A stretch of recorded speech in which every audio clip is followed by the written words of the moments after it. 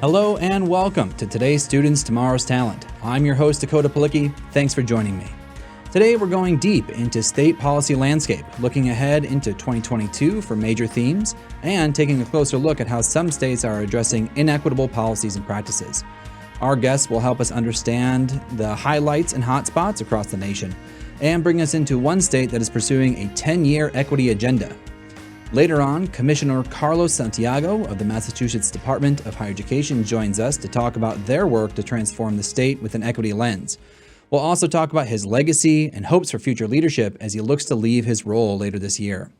But first, I visit with my good friend and colleague, Scott Jenkins, Strategy Director for State Policy at Lumina Foundation.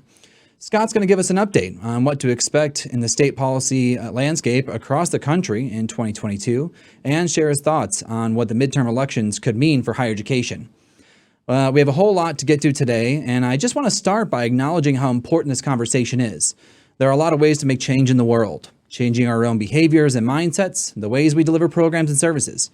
Policy is yet another way we can make change that we want to see and happens to be a useful mechanism to sustain the changes that are already happening on the ground. As we will hear from our guest today, I'm going to be listening not for specific ideas or even specific policies. Instead, I'm listening for the principles and processes that guide state policymakers. Principles and processes are what produces policy. And by learning from others who have traveled the path ahead, we can better create policies that are unique to our own contexts, our own communities, and our own states. All right, let's get started. Joining me now is Lumina Foundation's Strategy Director for State Policy, Scott Jenkins. Scott, thanks so much for joining us today. Great to be with you, Dakota. Yeah. Thanks for having me. Of course. I was thinking, it's been a little while. It's been a little too long, maybe, since you've been on the show. I don't remember exactly when, but I'm really excited to dig in to some state policy stuff with you today. I'm just blessed to be a two-time winner on your podcast and webinar. That's right.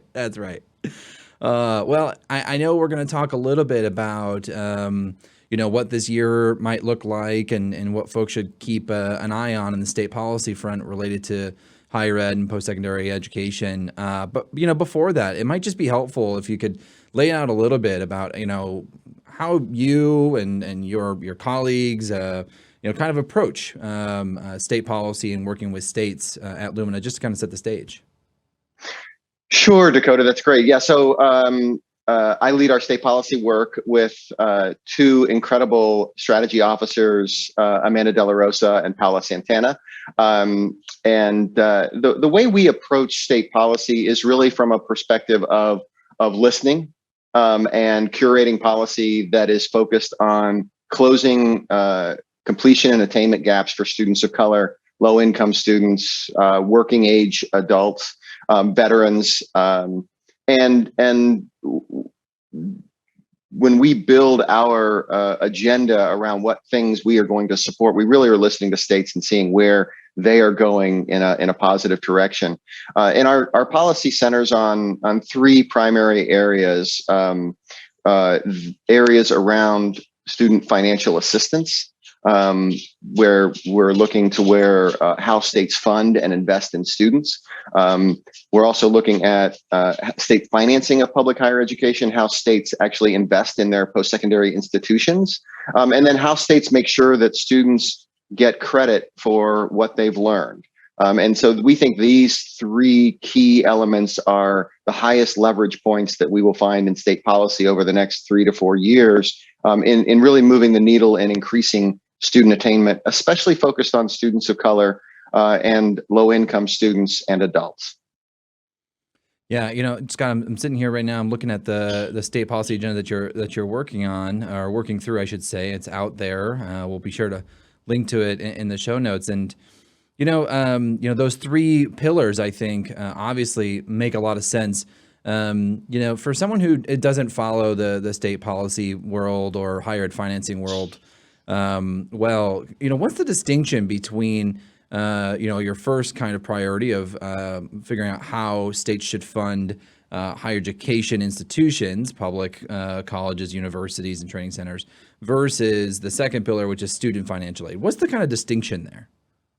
Yeah, I think the distinction is the funding of institutions within states is that operational dollar that supports the enrollment of the student and the operations and business enterprise of the college or university. And so where we have gone in our work is to actually raise the issue that a lot of that budgeting for those institutions is done year to year. It is what you got last year. You're going to get a little bit more this year.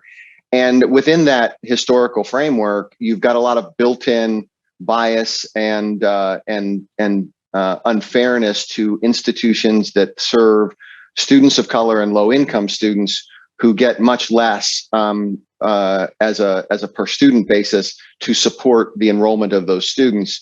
And the other financial aid pillar is really focused on how our state's investing in students, especially low-income students, to make sure that they are provided the resources they need in order to pay the tuition, to pay for housing and learning resources like books, food, and other types of things, so that they can successfully go through those institutions and graduate with a credential that leads to a family sustaining wage. And so the distinction we make is that what are states using taxpayer dollars to support the actual institutions that serve priority populations like students of color and low-income students and adults, and then what are you doing to invest directly in those students from the taxpayer resources to support their enrollment and progression into the economy.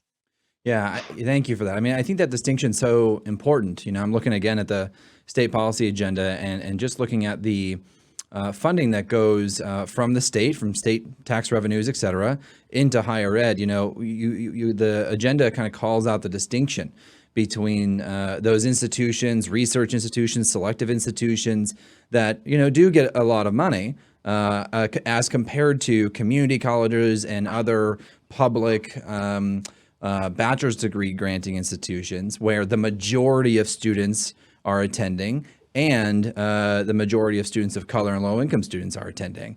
And, one of the things that is written here is saying, just looking at those two kind of categories, those those selective and research institutions and, pretty much almost everybody else, I would probably say, there is a difference of about $1,000 per student. Colleges that have more white students getting $1,000 more per student than they are for their Black, Latino, Hispanic, Native American, low-income students. And so I think it's easy for us to maybe lose track of that it's not just about financial aid that goes to the student in a loan or a grant format, but there's actual massive disparities in the amount of money that goes to an institution based on their enrollment. That's absolutely right, Dakota. Yeah, spot on that. And what we try and do is, one, let people know about that. Let people understand that these decisions that have been made over the last 20 to 40 years have a disparate impact on those institutions that serve people of color and low-income students in their ability to actually provide a high quality and supportive educational experience. And the goal ultimately is to provide an adequate level of funding for those community colleges, regional comprehensive universities, and other less selective or broad access institutions, so that the students can be supported appropriately with an adequate level of funding. And then secondly, to make sure that there's equitable distribution of the dollars across the system of higher education, so that you don't see, for example, in a state like Illinois, where 60% of the resources in higher education go towards the 2 flagship institutions, and the other 10 institutions within the state are distributed the remaining 40% at the 4-year institution level. And so there's clear disparity around fairness of distribution of dollars And so that's really where we're trying to get at, is what's the adequate amount of money to support a student, whether they're in a community college or a university, and to make sure that when policymakers are building those budgets, they're looking at a fair distribution of the resources. And in some cases, that's going to require the distribution of dollars in a different way. There can't always be winners in that scenario. You may find where you need to find additional resources to support your two-year institutions that are serving students that are going into the workforce quickly or eventually going to transfer into the four-year system. Mm. Yeah, and Scott, what I love about this too is that this isn't like a theoretical or academic conversation. You are and Paola and Amanda are actively keeping track of all 50 states and all the people that are part of this kind of massive state policy infrastructure. What does the landscape look like right now? It's an interesting time. I think the landscape is that there are a lot of states that are moving on this agenda, this what I will call kind of a racial equity, historical equity agenda, and they're doing it in different ways, and some of them don't call it that. But we're really starting to see states like Massachusetts that are looking back at their policies and practices and law and seeing where they've created legal or legalistic or cultural burdens for students that don't do as well. And a lot of times those students that don't do as well are first generation, which means that's the first time anyone in their family has ever been to college. They may be Black, Hispanic, Native American, and there are certain things that they found in their law and regulation that treat those students unfairly. And so we're seeing that in other states also. We're seeing that in Illinois. We're seeing that in places like Texas, and Alabama, where they're really focusing on short-term credentials into the workforce and making sure that those are offered up across the state in different regions, in communities of color, in low-income communities, in the same way as they're offering them in maybe a more white suburban community. And so this is an issue that's happening, and what we try and do is make sure that we're working with policymakers and leaders and advocacy organizations that are committed to eliminating kind of unfair and unjust laws, regulations, and practices that have held students back. It's a great job. It's a lot of fun. Yeah, I can imagine. And I know you have to keep track of a lot of moving parts and get everyone together. I also know that there's been some states that are taking a look at short-term credentials and things that we know that current workers, people that need upskilling or reskilling, or just simply want to continue their path of education, are looking to enter short-term credential programs that allow them to get the next job, allow them to maybe career change or get a promotion. How are some of the states handling addressing short-term credentials, especially those that might not be, well, obviously they're not a 4-year degree. So how are some states wrestling with those issues? Yeah, it's a very complicated question. So Lumina has been an investor in an organization called Credential Engine, which really goes out and kind of maps where these credentials are, where they're offered, what the value of those credentials are.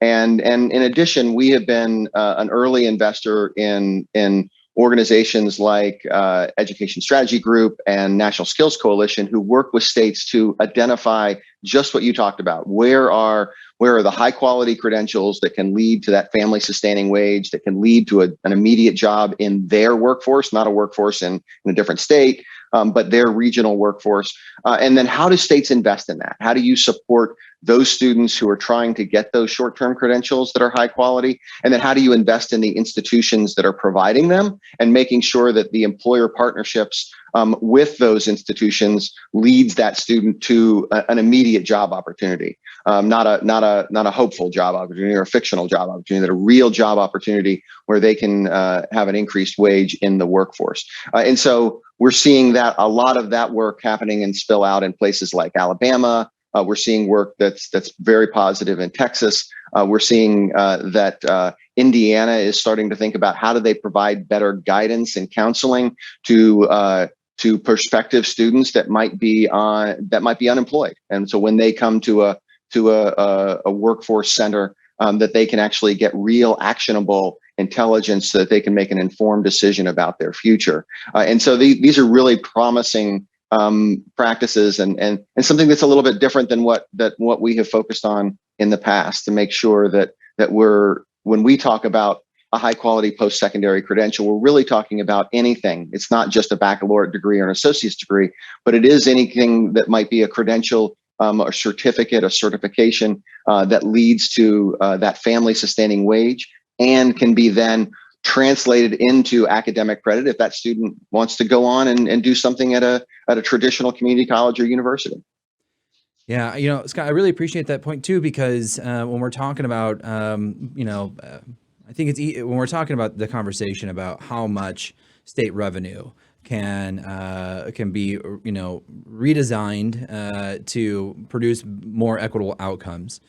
I think it's easy to, at least for me, to get stuck in the trap of thinking, an institution, a community college, gets money, they hire faculty for it, and that goes. But you just touched on something about, when you're talking about Indiana, about, there's a lot more that goes into it, and even just trying to get people in the door and provide strong access and supports, it goes beyond, just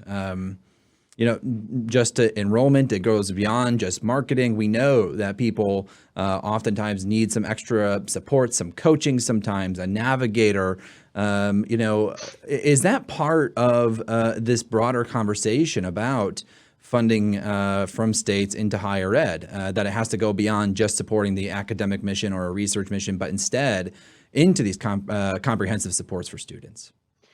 Yeah, absolutely. I mean, the way we talk about our work, even across the three pillars, is that this is really student centered. And what that means is you're actually looking at the individual student, and what does that individual student need to be successful? So if that student needs housing supports or nutrition, food types of supports, how do you provide those supports? And we've been working with states to actually look at not just their state taxpayer dollars, but their federal dollars that they might receive for workforce training, their local philanthropic dollars, their regional dollars, and how do you actually leverage those to make sure that you can provide those kind of wraparound supports to the student? Because ultimately, you're making an investment in the student as a state, that you want them to do well, to have a family, to have a great job that they can be successful in, and to grow the economy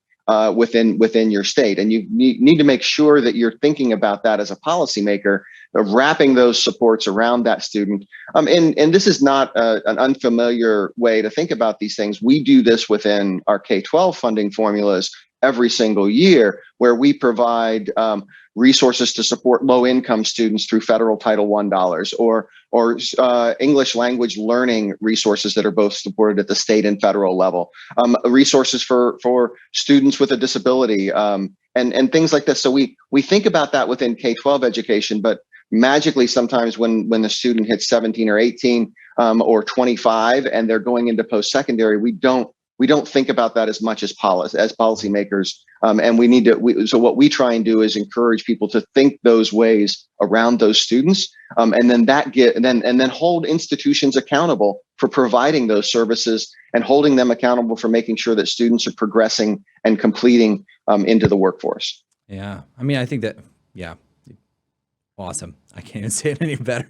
I mean, it's just so funny. You look at like the great lengths that we as a country and many of our states go to make sure our K-12 systems and students and families are well supported. I mean, you know my background. I'm from Chicago Public Schools, and gosh, I mean, the great lengths that everybody involved. I know there's a lot of divisiveness at times, of course, but everyone's kind of committed to that whole family, whole student most of the time. I think though, Scott, I want to, we've been talking about the states and, funding and all that. I want to come to the people element of this, because, just earlier you had mentioned, you work with advocacy organizations, you work with policymakers, you work with, obviously, researchers and state commissioners. But I also know that we hear a lot from politicians and folks who are elected officials that may or may not have a lot of in-depth experience in knowing about higher education. I guess, what is your advice to people who are trying to approach their elected official to either, have a conversation about what really needs to happen with higher ed funding?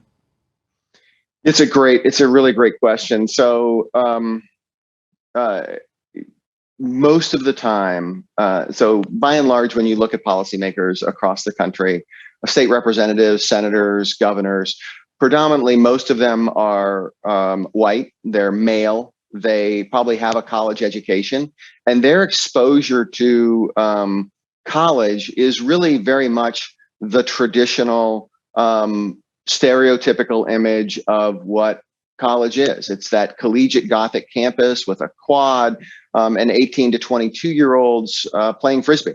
The problem with this image is that and similar images like that, is that they're really myth, and they unfortunately drive a lot of policy. So if you're trying to influence policymakers, understand that you've got some room to provide them with some information about how to kind of dispel that myth. And in public policy, myths are those things that never were, but always will be. And Lumina Foundation and others have spent nearly a decade trying to dismantle that myth. We've created national initiatives like Today's Student, which hopefully you can put in your show notes, to help describe that college is more like a 24-year-old single mother working part-time and enrolled in a community college. But that myth kind of remains, and it drives higher education policy and determines how we spend taxpayer dollars in our budgets, and it determines which institutions are seen, along with the students that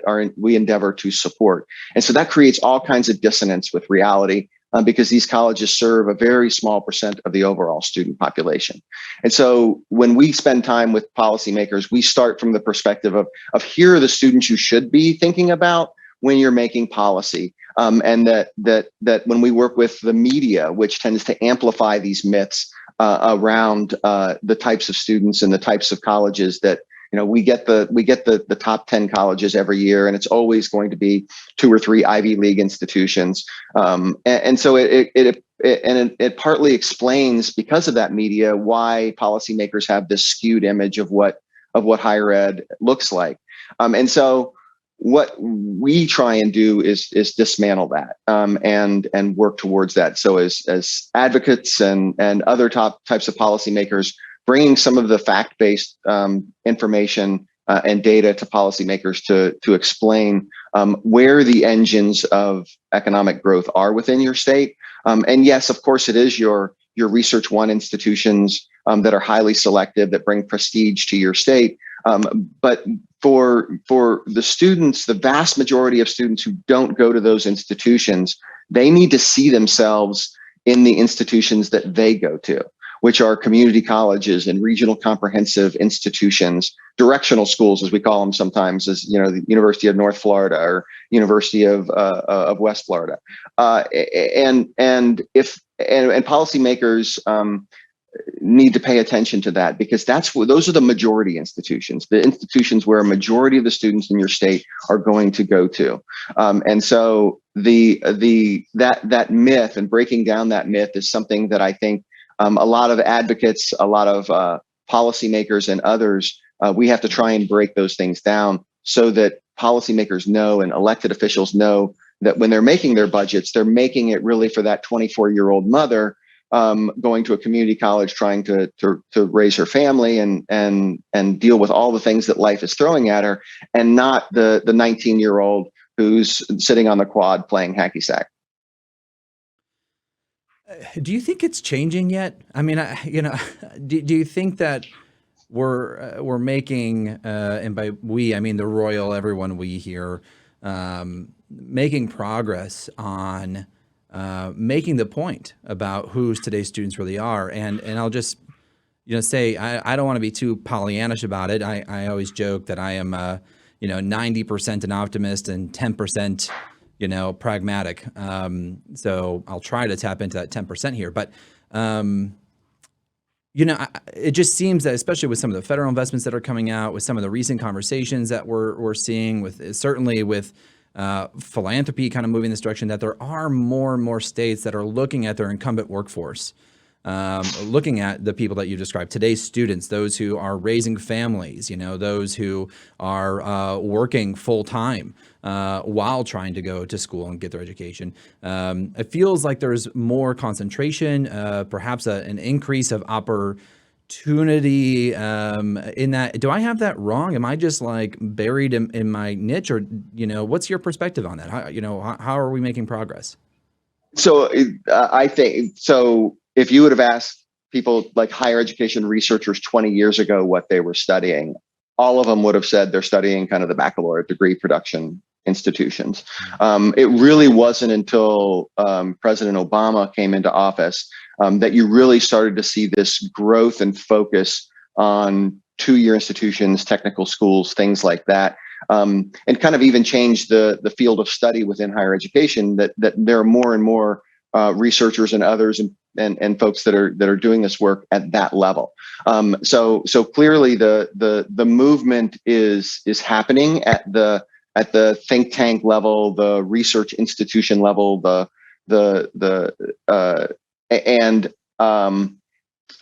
is starting to filter into kind of the dialogue in state higher education agencies. The dilemma is that in a lot of cases, state policymakers, from the perspective of state legislatures, they deal with a myriad of issues. And in the rare cases where they're dealing with higher education, we have to move quickly to make sure that they understand.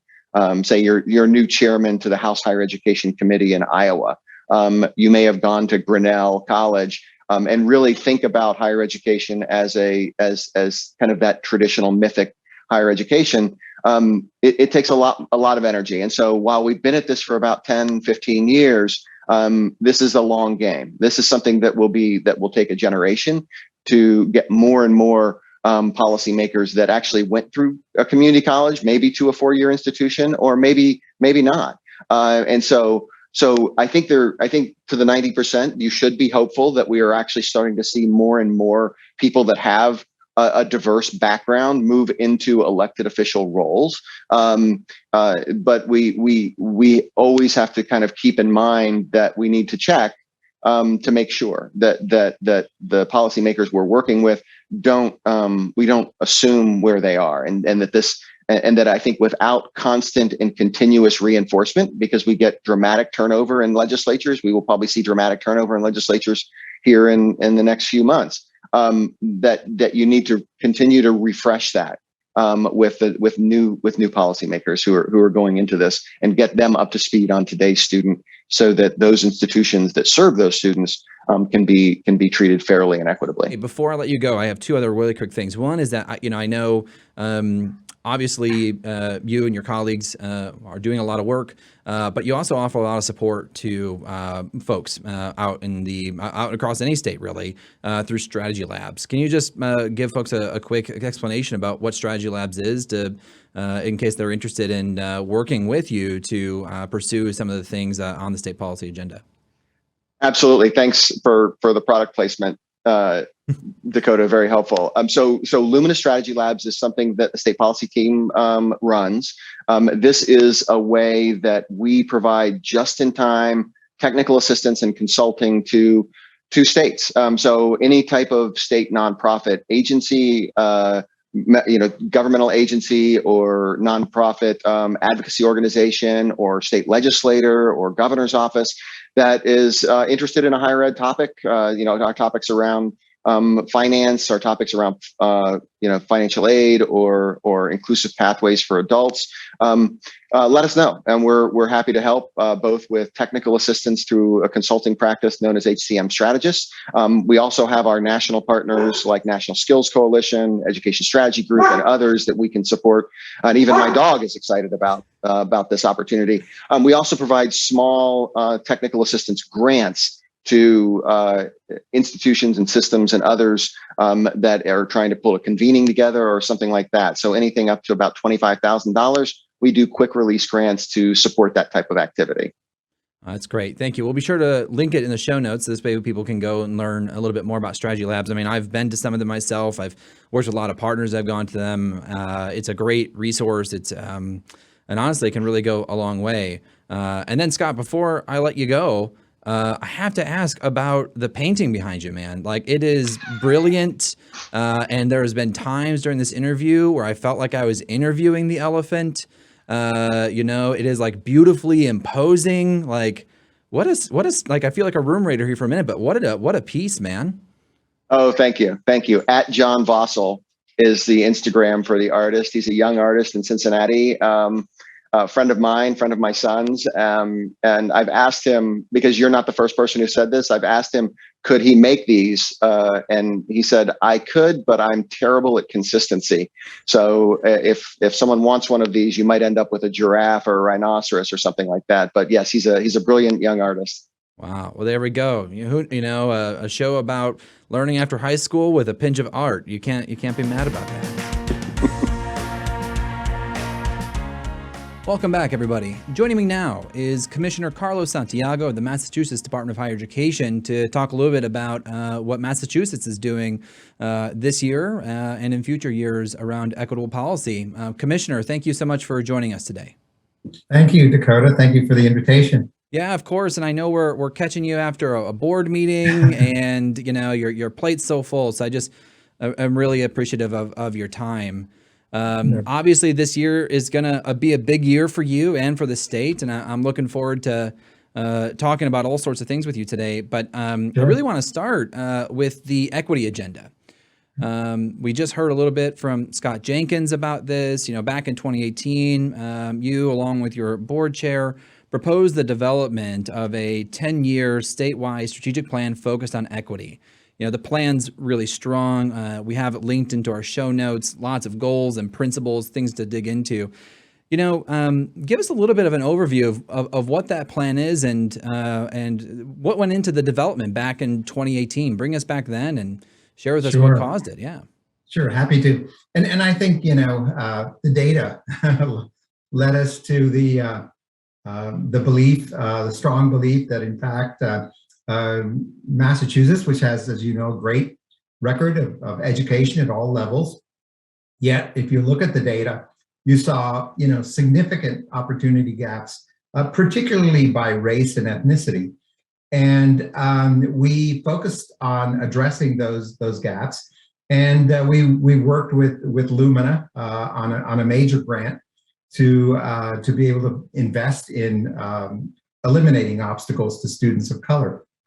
We started with a lot of professional development. We had a 4-day workshop with USC's Institute for Race and Equity to prepare for this work, and it's made a huge difference. We are, I think, the one clarification I'll make to your introduction was that we focus on racial equity, and we are very deliberate about that. Yeah, I think that's such an important distinction. Obviously in the plan, there are several, kind of actions laid out that you'll be taking. One of them is, professional development, which you've alluded to where you started and, obviously still continuing. But I also know that incorporated in that was this idea of a policy audit. Where you and your team are going to be going back and looking at the policies, regulations, laws that currently exist and their potential impact, particularly for students of color, first-gen students. Would love to dive deeper on this. What does a policy audit look like for you? Where do you even start with that? Well, we started from the professional development that those institutes provided. And we began with a set of principles around racial equity. This was a 66-person departmental effort. We agreed to a variety of principles, of which a key one is that our performance is going to be based on our ability to address racial inequities in Massachusetts. And these principles led us to begin to prioritize our policies, what we were doing, what we had been doing, what were the elements, the quantitative elements that led us in one direction or another. And we began to explore each of the existing policies with that mirror that basically said, is it aligned with these principles that we've just agreed to? And lo and behold, some were, some weren't, some had to be modified. I think all had to be modified in some particular way. And that's what the audits were all about. We broke into teams, for example, financial aid. We looked very carefully as who was financial aid serving, how was it serving them, and was it producing the kind of results that we anticipated? So when you ask questions from an equity lens, and in our particular case, it was a racial equity lens, it really brings about some deep soul searching about whether we are creating obstacles that might not have existed by certain policies. And we would have at the table, we'd have in the case of financial aid, the financial aid specialist, we'd have legal people, we'd have the institutional research folks, everybody working together in small teams to really address this. And what resulted from this exercise in policy audits, which is continuing, I should point out, was the revision of a document which originally appeared in 1988, and it was called the Massachusetts, something to the effect of the Massachusetts Undergraduate Experience, 1988. Had never been revised, changed, looked at since 1988. And we brought together a 66-person task force that rewrote that document for today's world. And it has been dramatically important in that it's the foundation for the strategic plan around racial equity that we've been moving forward and that we intend to complete by June of this year. I should point out that in today's Board of Higher Education meeting, that particular plan, which we call the New Undergraduate Experience, was received by the Board of Higher Education, and they instructed the commissioner to begin a process of implementation. Well, that's great news. And I'll just note, for our listeners and viewers that we're recording this on February 1st, so this way they can make sure they can go back and check that out. I think that's interesting to see how you've really applied a set of commonly developed and shared and agreed upon principles first, and then brought it into the policy space. I think that's probably an important bit of process to learn. I'm not sure how many other states or organizations, even for that matter, have taken that principally based approach. Why did that feel like the right approach to you? Well, I think, to do equity work, to really focus on equity issues, requires training.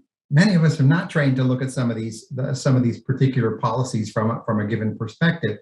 And it really forced us to basically say, look, if racial equity is the highest priority for Massachusetts public higher education, then it needs to be reflected in our policies.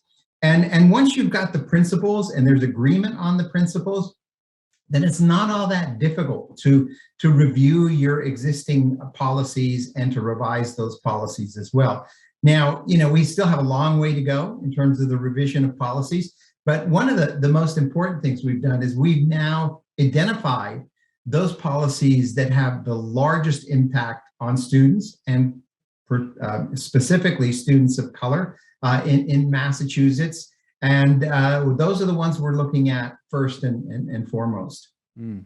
So let's just build on that for a moment, because I'd love to give folks a clear example of what some of those policies are and what you might be looking at in terms of redesigning, reshaping them with racial equity in mind. Do you have an example or two that you might be able to share? Many examples. I'm sure you have tons. One of the things we clearly note is that our system of public higher education in Massachusetts is very decentralized, broken down into 3 different segments: community colleges, state universities, and UMass campuses.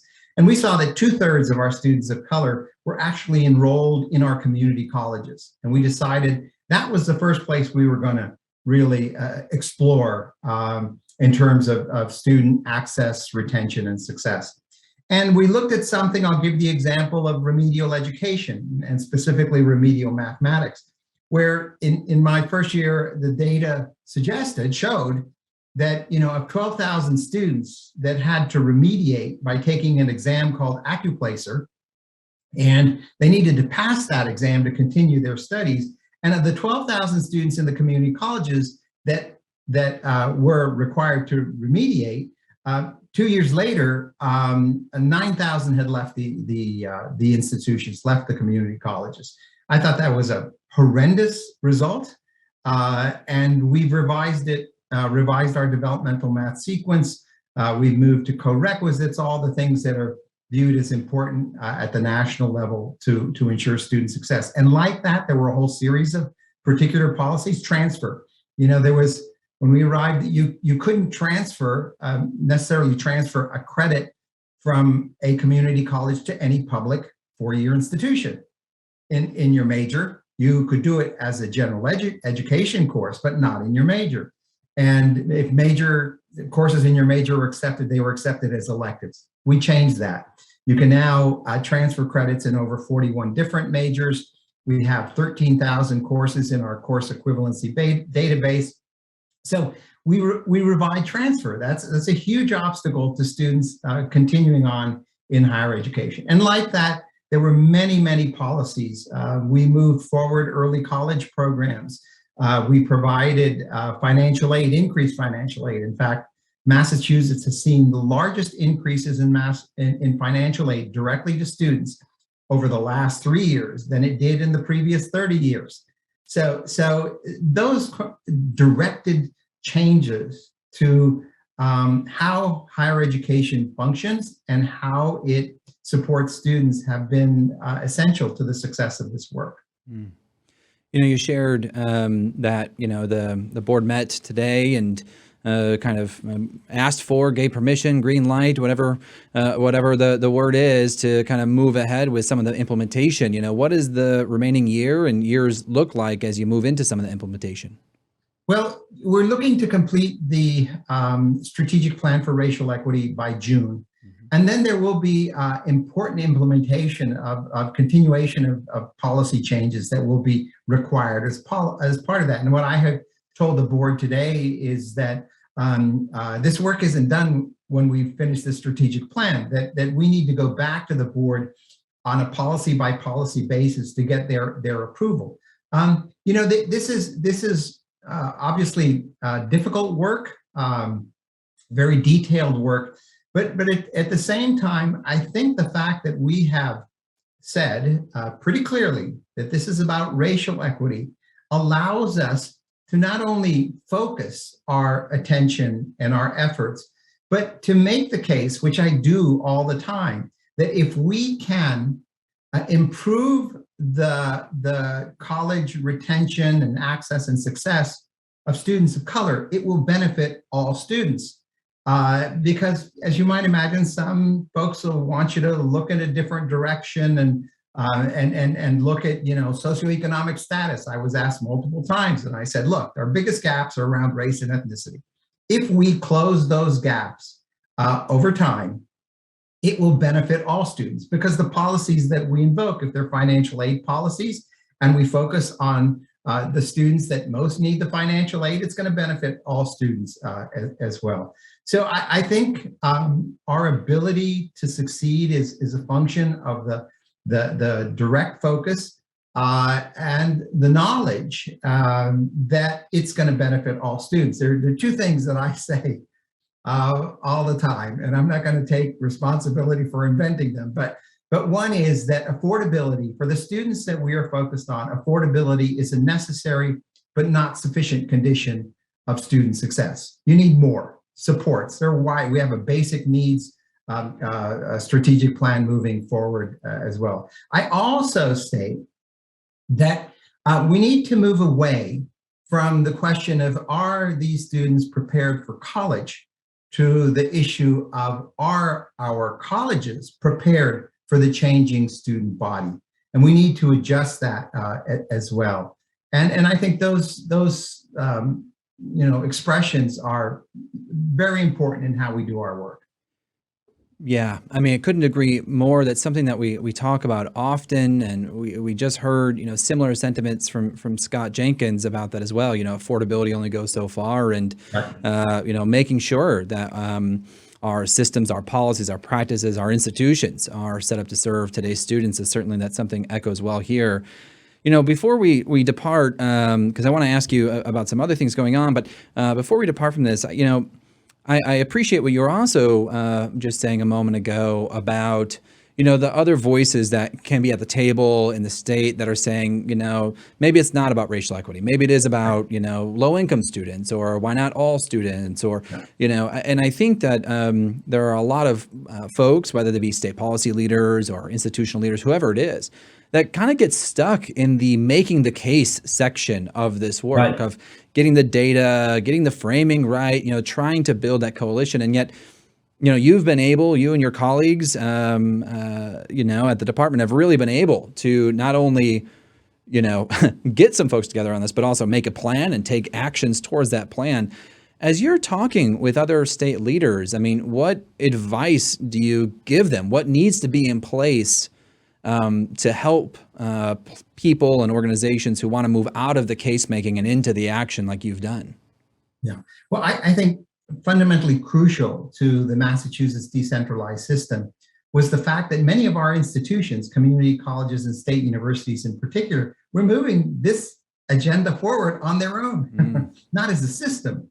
So it was a lot easier for me to come in and say, we would all be better off if we were all focused in the same direction. We're all hit by enrollment declines in the Northeast, demographic change in the Northeast, and all of our institutions are adapting to that new reality.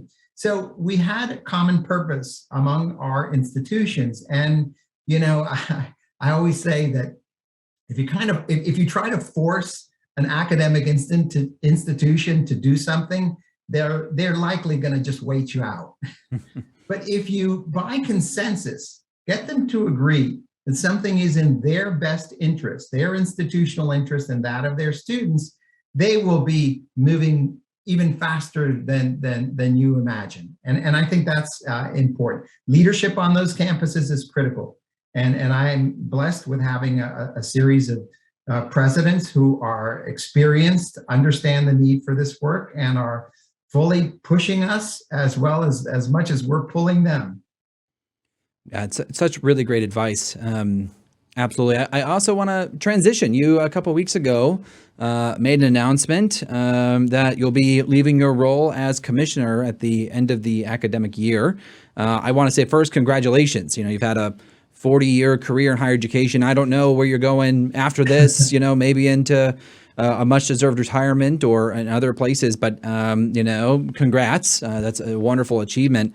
You're kind of quoted in that announcement as saying it's an opportune time to assist the board in identifying new leadership.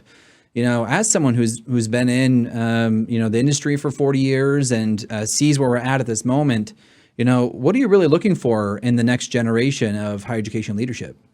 Yeah. Well, first off, it is an opportune time. I've served under the Governor Baker's administration.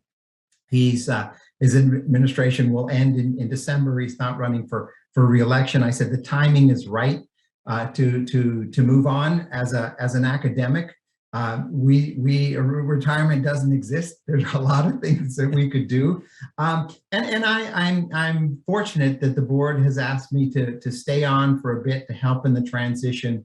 And I think Massachusetts is a great opportunity for someone who really wants to make a difference.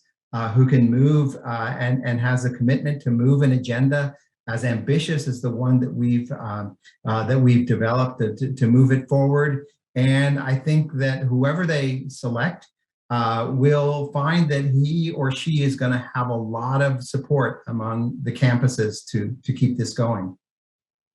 Yeah, absolutely. I mean, as you're looking at the landscape of leaders around the country, colleagues of yours, have you noticed a shift in what's required from leaders today to be responsive to the moment?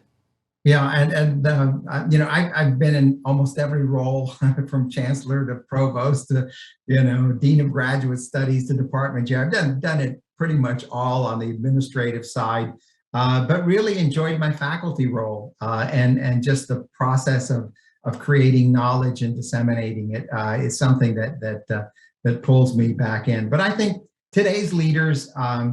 Have to, in part, I'll use a term that I haven't used before. I think they have to be a bit fearless. There's a lot going on in our nation at this point in time. And I think higher education leaders in particular have to stand up and really explain to the broader population what higher education is all about and what it's not all about. And I think that does take a great degree of transparency. I think it takes a great degree of honesty, and you have to be willing to bring people to a conversation that may not be the most comfortable. And I think this is the key of what a new leader is going to have to do. And I've been blessed to have worked with many leaders that exhibited those characteristics. And I think it's you know, I'm not going to say it's an easy job because it's not. But I do think it takes someone who is really committed to making the kind of change that we need at the national level as well as at the state level. Certainly agreed. And I guess I'm wondering too, you know, you as you just shared, you know, have held so many positions, you know, from higher ed, you know, all the way from faculty, you know, through where you're at today as commissioner of a state level system. And so, you know, I know that there's a lot of folks who think that, you know, and have right to think that, you know, higher education leadership should also be from people who are from higher ed, who can make that case, who have, you know, been part of that system.